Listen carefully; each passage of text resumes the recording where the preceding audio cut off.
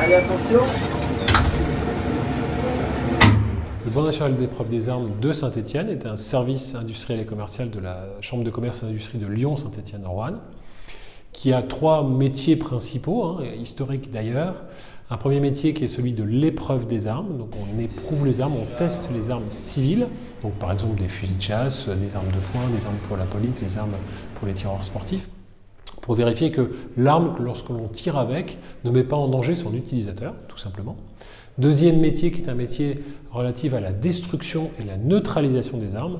Neutraliser une arme, ça veut dire quoi? Ça veut dire rendre l'arme inapte à son fonctionnement, par contre sans perturber son esthétisme.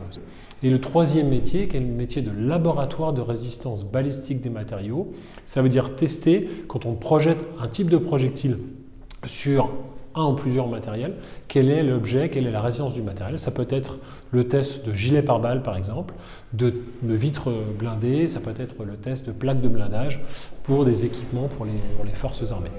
Parce qu'en fait, quand une arme rentre sur le marché européen, elle doit être éprouvée, et si elle rentre par le marché européen, par la France, c'est bien le Banc national d'épreuve des armes de Saint-Étienne qui va faire cette épreuve des armes, quel que soit le lieu de fabrication de l'arme. Et donc aujourd'hui, une grande partie des armes que nous éprouvons sont des armes qui sont fabriquées à l'étranger, puisqu'il ne reste plus beaucoup, entre guillemets, même si il y en a encore, de fabricants français. Les fabricants français se sont recentrés sur des armes à haute valeur ajoutée. Et la particularité du Banc national d'épreuve des armes de Saint-Étienne, c'est qu'aujourd'hui, c'est le seul banc national d'épreuve en France, donc c'est unique effectivement en France.